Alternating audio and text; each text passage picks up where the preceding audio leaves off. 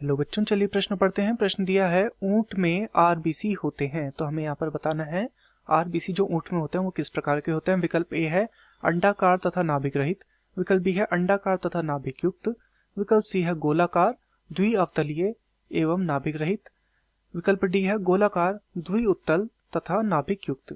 तो इस प्रश्न में हमसे आरबीसी के विषय में पूछा गया है, वो भी किसकी, ऊंट की आरबीसी के आकार के विषय में पूछा गया है। तो इस प्रश्न की जो मुख्य अवधारणा यह आरबीसी के विषय में है। आरबीसी और किसकी आरबीसी, ऊंट की आरबीसी की यहाँ पे हमें संरचना बतानी है। तो चलिए सबसे पहले हम आरबीसी को समझते हैं कि आरबीसी क्या होती है।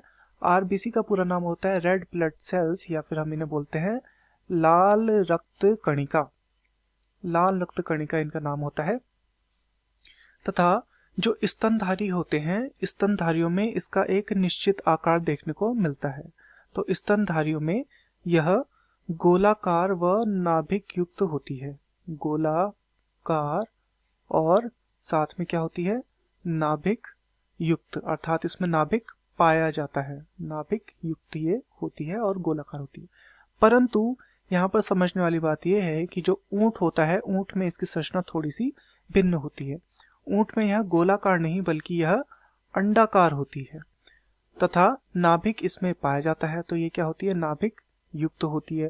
तो अंडाकार एवं नाभिक युक्त ये होती है ऊंट में।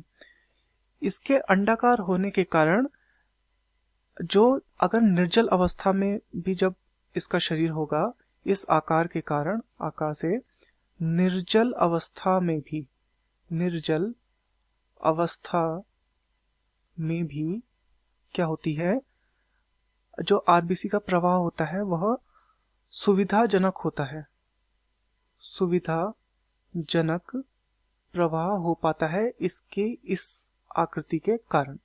तो चलिए विकल्पों को देखते हैं। विकल्प ए है अंडाकार व नाभिक रहित। अंडाकार तो यह होती है परंतु नाभिक रहित नहीं होती, तो ये गलत हो जाएगा। विकल्प बी है अंडाकार तथा नाभिक युक्त। बिल्कुल ये अंडाकार भी होती है और नाभिक युक्त भी होती है, तो ये हमारा सही है। विकल्प सी है गोलाकार। गोलाकार यहाँ पर ऊंट में देखने को नहीं मिलती, तो ये विकल्प भी हमारा गलत हो जाएगा। विकल्प डी है गोलाकार द्वितल नाभिक। फिर से यहाँ पर गोलाकार आ गया, तो ये भी क्या हो जाएगा, गलत हो जाएगा, क्योंकि ऊंट में गोलाकार नहीं होती। दिए गए प्रश्न का सही उत्तर होगा विकल्प बी अंडाकार तथा नाभिक युक्त। मैं आशा करता हूँ आपकी यह समझ में आया होगा। धन्यवाद।